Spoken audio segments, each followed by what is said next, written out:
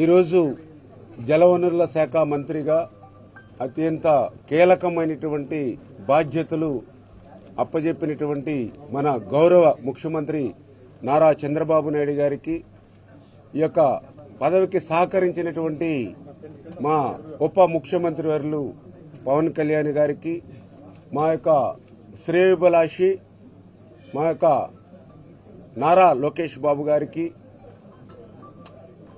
ఈ పదవిని అందించడానికి సహకరించినటువంటి నా పాలకొల్లు నియోజకవర్గ 70,000 కుటుంబ సభ్యులకు అందరికీ కూడా ముందుగా పేరు పేరున కూడా హృదయపూర్వకమైనటువంటి పాదాభివందనాలు ముందుగా తెలియజేసుకుంటూ ఉన్నా. ఈరోజు ఏదైతే పదవి బాధ్యతలు తీసుకున్న తర్వాత ఏదైతే నేను మొట్టమొదటి సంతకంగా ఏదైతే ఇమ్మీడియట్లీ రైతాంగానికి ప్రజలకి మేలు చేకూర్చేటువంటి విధంగా ఏ విధంగా మనం వాళ్ళకి సాయం చేయగలనే ఆలోచనలో భాగంగా ఏదైతే గత 5 సంవత్సరాల జగన్మోహన్ రెడ్డి పాలనలో కనీసం తూడుకి గురబడక కూడా మందు కొట్టలేనిటువంటి స్థితిలో చిన్నపాటి వర్షానికి కూడా వేలాది ఎకరాలు ఏదైతే పంట ముంపు గురవుతుందో ఈరోజు జూన్ 20వ తేదీ వచ్చినా కూడా ఇప్పటికీ కూడా జగన్మోహన్ రెడ్డి గత ప్రభుత్వం కనీసం మరి ఎస్టిమేషన్ వేయడం కానీ టెండర్లు పిలవడం కానీ వర్క్ ఆర్డర్లు కూడా అంటే సీజన్ దాటిపోయినా కూడా వ్యవసాయం పట్ల రైతాంగం పట్ల ఎంత నిర్లక్ష్యంగా వ్యవహరించి ఈ ఖరీఫ్ సీజన్ కూడా పంట ముంచేసేటువంటి విధంగా గత ప్రభుత్వం ఏదైతే పనిచేసిందో దాన్ని ఇమ్మీడియట్లీ అయినా కొంత మేర కరెక్ట్ చేయాలనే ఉద్దేశంతో ఇమ్మీడియట్లీ ఏదైతే ఆ డ్రైన్స్ లో గానీ కెనాల్స్ లో గానీ ఎక్కడైతే ఆ యొక్క గురబడెక్క తూడు ఇటువంటి బీడ్ అంతా కూడా ఇమ్మీడియట్లీ క్లియర్ చేయమని చెప్పేసి ఒక ఇన్స్ట్రక్షన్. అదేవిధంగా మరి ఏదైతే గత 4-5 సంవత్సరాల జగన్మోహన్ రెడ్డి పాలనలో చూసాం, ఎక్కడ కూడా లాకులు గాని షట్టర్స్ గాని మరామతుల మాట నుంచి కనీసం గ్రీజు పెట్టలేనిటువంటి మెయింటెనెన్స్ కూడా చేయలేనిటువంటి దుస్థితిలో ఇవాళ ఈ ప్రభుత్వం ఏదైతే జగన్మోహన్ రెడ్డి ప్రభుత్వం ఏదైతే ఉందో మరి దాన్ని కొంతమేరైనా కరెక్ట్ చేయాలనే ఉద్దేశంతో, ఎందుకంటే ఆ లాకులు గాని ఆ యొక్క షట్టర్స్ కానీ ఇన్ టైంలో పనిచేయకపోవడంతో వాటర్ మళ్లీ ఎదురు కూడా పొలాల్లోకి వచ్చి రైతులు వేలాది పెట్టుబడులు పెట్టి నష్టపోయిన పరిస్థితి కళ్లారా చూసాం. అందుకే ఆ షట్టర్స్, ఆ గేట్స్, ఆ లాక్లు ఇమ్మీడియట్లీ మరమ్మతులు, అదేవిధంగా వాటి మెయింటెనెన్స్ ఇమ్మీడియట్లీ చేయాలని చెప్పేసి ఒక సెకండ్ గా వాళ్ళకి ఇన్స్ట్రక్షన్స్ ఇవ్వడం జరిగింది. అదేవిధంగా ఏదైతే గత జగన్మోహన్ రెడ్డి 5 సంవత్సరాల పాలనలో ఏ డ్రైన్ లో గాని ఏ మైనర్ డ్రైన్ లో గాని ఏ కెనాల్లో గాని ఒక్క తట్ట మట్టి కూడా ఎత్తినటువంటి పరిస్థితి లేదు, డీసిల్టింగ్ చేసినటువంటి పరిస్థితి లేదు. దానివల్ల కొద్దిపాటి వర్షానికే ఆయకట్టు మొత్తం ముంపుకు గురయ్యేటువంటి పరిస్థితి. కొంత నీటి ఎద్దడి ఏర్పడితే కెనాల్స్ లో ఆ పుడికి తీయపడం వల్ల శివారు ప్రాంతాలకు నీరందక పంటలన్నీ కూడా ఎండిపోయేటువంటి పరిస్థితి.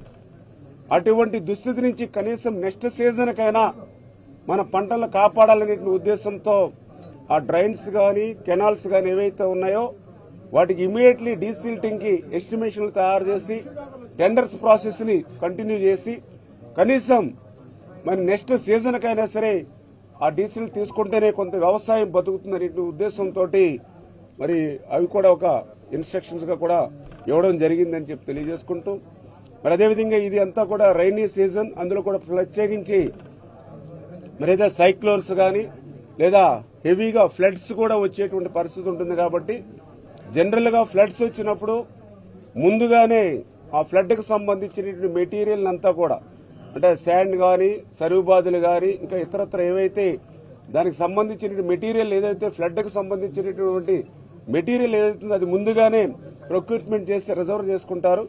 దురదృష్టవస్తు గత 5 సంవత్సరాల పాలనలో ఎక్కడ కూడా ఆ రిజర్వ్ చేసుకునేటువంటి పరిస్థితులు అప్పటికప్పుడు వరదలు వస్తే మాకు మేము యువత అంతా కూడా ముందుకొచ్చి అర్ధరాత్రులు సైతం మరి ఏదైతే ఏటుగట్ల మీద మేమే సంచులు తెచ్చుకుని మేమే మట్టి ఆ సంచుల్లో ఫిల్ చేసి మేమే ట్రాన్స్పోర్ట్ చేసుకుని రాత్రులు సైతం ఏటుగట్టును కాపాడుకున్నటువంటి పరిస్థితి మాది.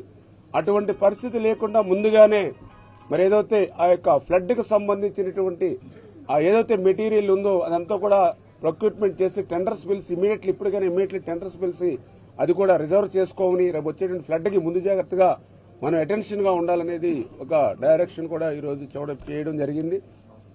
అదేవిధంగా మరి ఏదైతే ఏటుగట్లు పటిష్టత కూడా చర్యలు తీసుకోమని చెప్పడం కూడా ఇన్స్ట్రక్షన్స్ కూడా ఇవ్వడం జరిగిందని చెప్పి తెలియజేసుకుంటూ మరి ఈ రకంగా అంటే ఇమ్మీడియట్లీ రైతుకి నీడ్ ఏదైతే ఉందో ఉపశమనం ఇమ్మీడియట్లీ ఇవ్వగలిగింది ఏదైతే ఉందో అవన్నీ కూడా ఇన్స్ట్రక్షన్స్ ఇవ్వడం జరిగింది. ఎందుకంటే గత 5 సంవత్సరాల ఈ వైఎస్ఆర్సీపీ పాలనలో ఇరిగేషన్ ని మొత్తం తిరోగమనం పట్టించినటువంటి పరిస్థితి.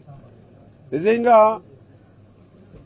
అందరికీ అన్నం పెట్టేటువంటి అన్నదాతకి సేవ చేసేటువంటి అవకాశం ఆ యొక్క వ్యవసాయ శాఖ ఇరిగేషన్ శాఖ ఏదైతే ఉన్నాయో మరి ఈ యొక్క శాఖల్ని నిర్వీర్యం చేసేసినటువంటి పరిస్థితుల్లో మళ్లీ దాన్ని గాడిలో పెట్టవలసినటువంటి స్థితిలో ఎక్కడ కూడా బడ్జెట్ అనేది మరి ఈ 5 సంవత్సరాల్లో కూడా బడ్జెట్ కేటాయింపులు ఇరిగేషన్ శాఖకు తక్కువగా ఉన్నాయి.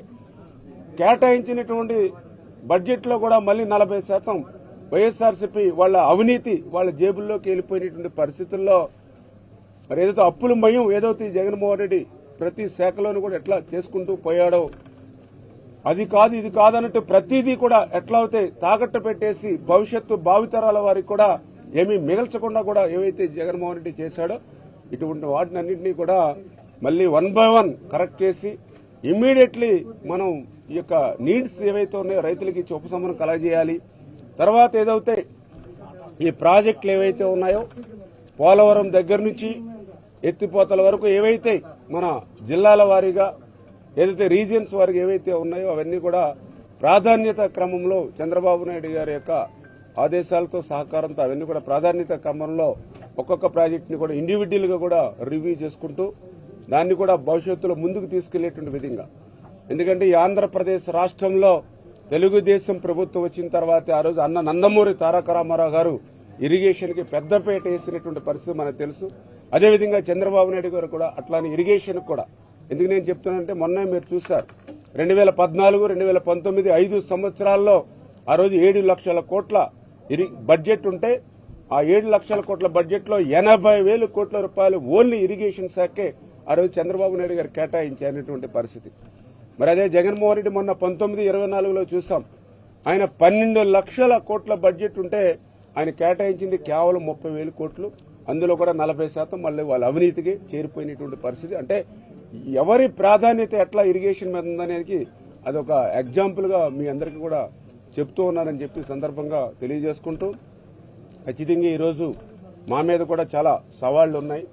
ఖచ్చితంగా చంద్రబాబు నాయుడు గారు ఇటువంటి సవాళ్లను ఎదుర్కోవడంలో ఎందుకంటే ఆయన కూడా చాలా క్రైసిస్ మేనేజ్మెంట్ లో ఆయన బాగా హ్యాండిల్ చేయగలిగేటువంటి వ్యక్తి కాబట్టి మరి ఇటువంటి ఇరిగేషన్ శాఖ ఏదైతే ఇప్పుడు క్లిష్టతరమైనటువంటి సమయం ఏదైతే ఉందో ఒక సమర్థవంతుడైనటువంటి ముఖ్యమంత్రి ఒక పరిపాలనా దక్షత ఉన్నటువంటి ముఖ్యమంత్రి చంద్రబాబు నాయుడు గారు ఉన్నారు కాబట్టి తప్పనిసరిగా మేమందరం కూడా ఆయన యొక్క సహాయ సహకారాలతోటి వీటి మళ్లీ ఇరిగేషన్ గాడిలో పెట్టాలనేటువంటి ఆలోచనతో ఉన్నామని చెప్పి మీ ద్వారా అందరికి కూడా తెలియజేసుకుంటూ అందులో కూడా ప్రత్యేకించి ఏదైతే పోలవరం ప్రాజెక్టు ఎందుకంటే ఇది ఆంధ్రప్రదేశ్ రాష్ట్రానికి ఒక వరం, ఆంధ్రప్రదేశ్ రాష్ట్రానికి ఒక జీవనాడి, ఆంధ్రప్రదేశ్ రాష్ట్రాన్ని భవిష్యత్తులో ఒక కరువు రహిత రాష్ట్రంగా మార్చేటువంటి శక్తి ఒక్క పోలవరం ప్రాజెక్టుకు మాత్రమే ఉంది. ఏదైతే చంద్రబాబు నాయుడు గారు కూడా ఆంధ్రప్రదేశ్ రాష్ట్రం విడిపోయిన తర్వాత కొత్తగా ఏర్పడినటువంటి ఈ యొక్క 13 జిల్లాల నవ్యాంధ్రప్రదేశ్ ని మళ్లీ సస్యశ్యామలం చేయాలంటే పోలవరమే దానికి మార్గమనేటువంటి ఆలోచనతో ఆ రోజు 14, 19లో 5 సంవత్సరాలు పోలవరాన్ని ప్రతి సోమవారాన్ని పోలవరంగా మార్చుకుని ఆయన పరిగెట్టించి 72% పనులు పూర్తి చేసినటువంటి పరిస్థితి మరి మనందరం కూడా చూసినటువంటి స్థితి. మరి దురదృష్టం ఈవేళ 2019లో ప్రభుత్వం మారిన తర్వాత జగన్మోహన్ రెడ్డి గారు వచ్చిన తర్వాత ఏదైతే ఆ పోలవరం ప్రాజెక్టుని మిగిలినటువంటి పనులు చేయడం మాట అటుంచి చేసినటువంటి పనులను కూడా విధ్వంసం చేసి మళ్ళీ వెనక్కి 20 సంవత్సరాలు వెనక్కి పోలవరం నెట్టేసినటువంటి పాపం ఇవాళ జగన్మోహన్ రెడ్డి చేసినటువంటి పరిస్థితి. మొన్న చంద్రబాబు నాయుడు గారు పోలవరం క్షేత్ర పర్యటన, ఎందుకంటే ఆయన ముఖ్యమంత్రిగా ప్రమాణ స్వీకారం చేసినటువంటి 5 రోజుల్లోనే పోలవరాన్ని సందర్శించారంటే ఆయన ప్రాధాన్యత ఏంటనేది మనందరికీ అర్థమవుతుంది. ఆయన ఆ పోలవరాన్ని సందర్శించినప్పుడు చాలా క్లియర్గా మరి ఆయన చూడడం జరిగింది, మేము కూడా చూడడం జరిగింది.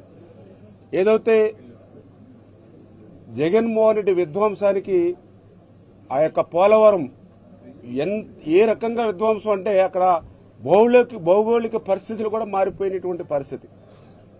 ఏదైతే ఈవేళ కూడా చూస్తాం, ఈవేళ వాళ్ళ అవినీతి పత్రిక ఒకటి ఉంది, అది అబద్దాలతోటి అసత్యాలతోటి కూడా ప్రచారం చేసేటువంటి పత్రిక, వాళ్ళ సాక్షి పత్రిక, వాళ్ళు ఏదైతే వైఎస్ఆర్సీపీ కరపత్రిక చేసినటువంటి పాపాలను కూడా, అంటే ప్రజలు ఘోరంగా బుద్ధి చెప్పినా కూడా చేసినటువంటి తప్పుల్ని సరి చేసుకోకుండా మళ్లీ అబద్దాలని అసత్యాలనే పదే పదే చెప్పాలి అనేటువంటి ఆలోచనతోటే ఇంకా జగన్మోహన్ రెడ్డి గారు ఉన్నట్టుగా వాళ్ళ అసత్య పత్రిక ద్వారా మనకి ఇవాళ కనిపిస్తున్నటువంటి పరిస్థితి. చాలా క్లియర్గా ఇవాళ అడుగుతూ ఉన్నాం జగన్మోహన్ రెడ్డి గారు, 2019లో మీరు అధికారం చేపట్టిన తర్వాత అక్కడ పనిచేసేటువంటి ఏజెన్సీల్ని మీరు రద్దు చేశారా లేదా? అక్కడ ఉన్నటువంటి అధికారులందరినీ కూడా మీరు ట్రాన్స్ఫర్, ఎవరైతే అనుభవం ఉన్నటువంటి అధికారులందరూ కూడా ట్రాన్స్ఫర్ చేశారా లేదా? మీరు రివర్స్ టెండరింగ్ అని పేరు చెప్పి 13 నెలలు అక్కడ ఏ పనులు లేకుండా, ఏ అధికారులు లేకుండా, ఏ ఏజెన్సీ లేకుండా పోలవరాన్ని గాలికి వదిలేసిన మాట వాస్తవమా కాదా? అన్ని కూడా రికార్డు ఎవిడెన్స్ తోటి సహా ఉన్నాయి. ఏదైతే జలశక్తి మిషన్ సంబంధించి వాళ్ళు కూడా మీకు వార్నింగ్, అంటే ఏదైతే లెటర్ కూడా ఇచ్చారు, హెచ్చరిక, ఇట్లా ఏజెన్సీని పనిచేసేటువంటి ఏజెన్సీని మార్చుకుంటే రేపు ఆ పనిలో ఏదైనా ఇబ్బంది వస్తే, నాణ్యతలో ఏదైనా ఇబ్బంది వస్తే ఎవరు బాధ్యత వహిస్తారు? 2 ఏజెన్సీలకు మీకు వర్క్ ఇస్తే ఇది క్లిష్టతరమైనటువంటి ప్రాజెక్టు, ఇటువంటి ప్రాజెక్టులు ఇటువంటి ప్రయోగాలు చేయడం తగదు అని డైరెక్ట్ గా కేంద్ర జలశక్తి మిషన్ నుంచి మీకు మరి ఏదైతే ఆ యొక్క లెటర్స్ ఇచ్చిన మాట వాస్తవమా కాదా? అంటే ఏదైతే ఈ యొక్క జగన్మోహన్ రెడ్డి ఆ 2019లో ఆయన అధికారం చేపట్టిన వెంటనే ప్రత్యామ్నాయ ఏర్పాట్లు ఏమీ లేకుండా ఉన్న ఏజెన్సీల్ని ఏకపక్షంగా రద్దు చేయడం వల్లే డయాఫ్రమ్ వాళ్ళు దెబ్బతిందని నేను చెప్పడం కాదు, సాక్షాత్తు ఐఐటి హైదరాబాద్ చెప్పారు.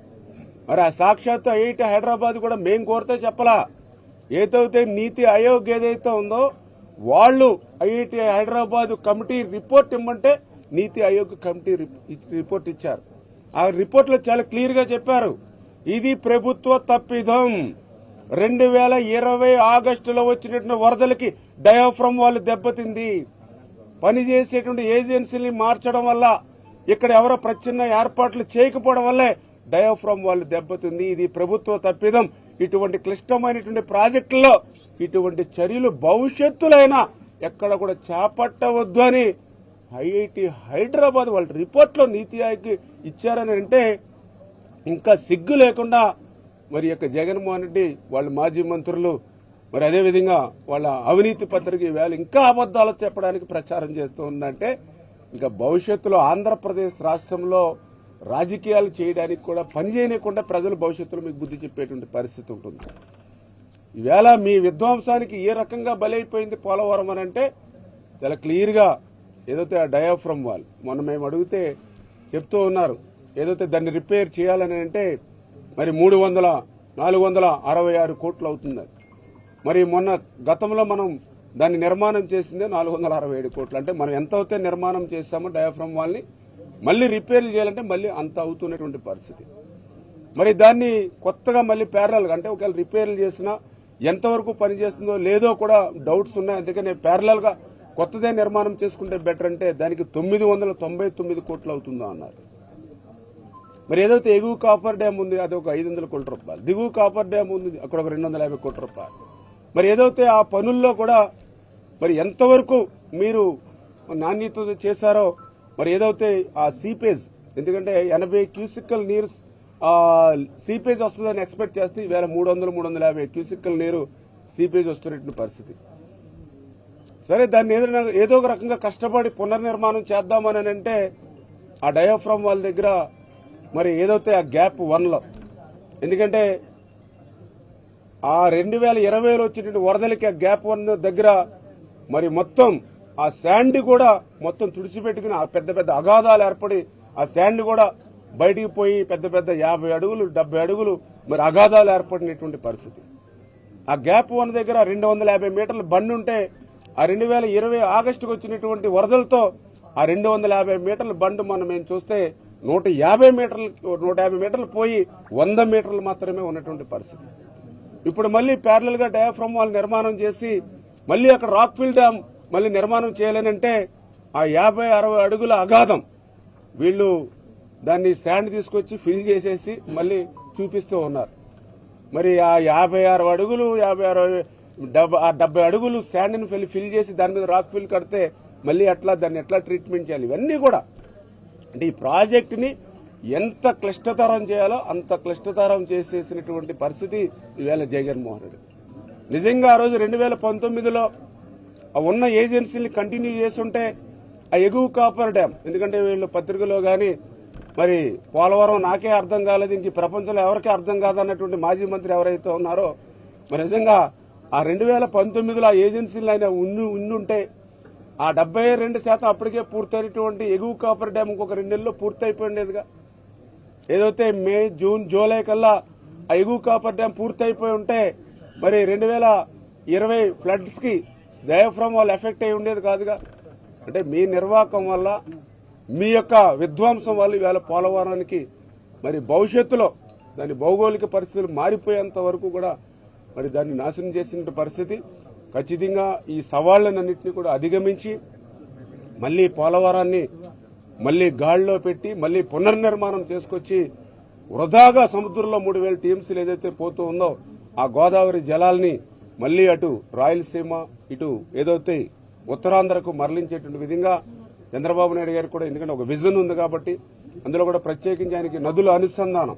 ఎందుకంటే మన తెలుగు బిడ్డ కేఎల్ రావు ఆనాడు చెప్పాడు, భారతదేశాన్ని ఏదో దుర్భిక్ష పరిస్థితుల నుండి బయటపడాలనంటే నదుల అనుసంధానం ఒకటే మార్గం, గార్లెండింగ్ ఆఫ్ రివర్స్ ఒకటే మార్గం అని ఏదైతే చెప్పాడో దాన్ని ఆంధ్రప్రదేశ్ రాష్ట్రంలో ఆచరణలో పెట్టినట్టు వ్యక్తి నారా చంద్రబాబు నాయుడు గారు. కాబట్టి ఖచ్చితంగా గోదావరి జలాల్ని భవిష్యత్తులో ఎంతవరకు శ్రమించాలి అంతవరకు శ్రమిస్తూ ఎవరైతే నిపుణులు ఉన్నారో అందరి యొక్క సహకారాన్ని తీసుకుని ఇటు స్టేట్ గాని అటు సిడబ్ల్యూసీ గాని అటు ఏదైతే ఇంటర్నేషనల్ ఏజెన్సీ గాని ఇవన్నింటినీ కూడా కూర్చుని మళ్లీ ఎట్లా దీన్ని గాడిలో పెట్టాలి, ఎట్లా దీన్ని పునర్నిర్మాణం చేసుకోవాలి, ఈ జగన్ నిర్వాహకం వల్ల ఆ 2020 వరదల వల్ల అక్కడ ఉన్న భౌగోళిక పరిస్థితులు కూడా ఎట్లా మారిపోయి దానికి ఎట్లా మళ్లీ రీడిజైన్ చేసుకోవాలి, ఇవన్నీ కూడా మరి వర్కౌట్ చేసి మరి దాన్ని కూడా పూర్తి చేసి తెలుగు జాతి కళను నెరవేర్చే విధంగా మేము కూడా శాయశక్తిలో మేము కూడా పనిచేస్తామని చెప్పి కూడా మీ ద్వారా అందరికి కూడా తెలియజేసుకుంటున్నాం. Thank you.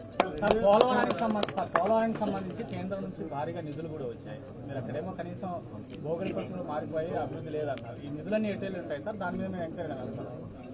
ఖచ్చితంగా ఏదైతే మేము గతం 2014-19లో మేము ప్రభుత్వంలో ఆ రోజు పోలవరం నిర్మాణం చేసేటప్పుడు ఏదైతే కేంద్రం నుంచి నిధులు సరైనటువంటి ఆ సమయానికి రాకపోయినా స్టేట్ గవర్నమెంట్ నుంచి కూడా మేము ఆ రోజు పెట్టి ఆ యొక్క నిర్మాణాన్ని ముందుకు పరిగెత్తించాం. జగన్మోహన్ రెడ్డి అధికారంలోకి వచ్చిన తర్వాత మేము 14-19లో చేసినటువంటి పనులకి సంబంధించి రియంబర్స్మెంట్ ఏదైతే ఉందో కేంద్రం నుంచి ఈయనకు వచ్చినాయి డబ్బులు. ఇప్పుడు ఈ 19-24లో వీళ్ళు చేసిన పనికే కాదు, మేం చేసినటువంటి పనికి కూడా వీళ్ళకి రియంబర్స్మెంట్ అమౌంట్ స్టేట్ గవర్నమెంట్కి వచ్చిన పరిస్థితి. అదేవిధంగా ఈ యొక్క 19-24లో వీళ్ళు పనులు చేశారనే కంటే మళ్లీ ఒక 10 సంవత్సరాలు వెనక్కి తీసుకెళ్లిపోయేటువంటి విధంగా వీళ్ళు ఈ యొక్క 5 సంవత్సరాల్లో వాళ్ళ పనితీరున్నటువంటి పరిస్థితి. మరి ఏదైతే దానికి సంబంధించి కూడా ఇంకా కొంచెం లోతుగా రివ్యూ చేయాల్సిన అవసరం ఉంది. ఏదైతే ఆ ఏజెన్సీలకు ఇచ్చినటువంటి అమౌంట్ అయితే మరి ఇప్పుడు పనిచేసే ఏజెన్సీలకు ఇచ్చిన అమౌంట్ అయితే 2,000 కోట్ల రూపాయలకు వరకు వాళ్ళు ఊరికే రఫ్ గా చూపిస్తూ ఉన్నారు.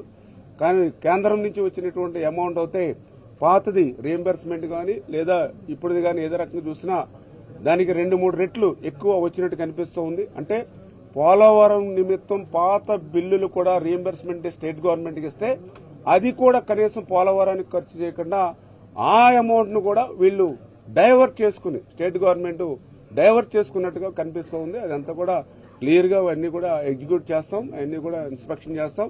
ఖచ్చితంగా తప్పు చేస్తే ఎవరిని కూడా వదిలే ప్రశ్నే లేదు. 2014-19లో కేంద్ర ప్రభుత్వం పోలవరం ప్రాజెక్టు నిర్మాణానికి సహకరించలేదు, అది క్లియర్ కట్. సహకరించలేదని మనం రీఎంబర్స్మెంట్ అస్సలు లేదు. మీరు యాక్చువల్ గా కొంత చేశారు, కొంత మనం పెట్టాం.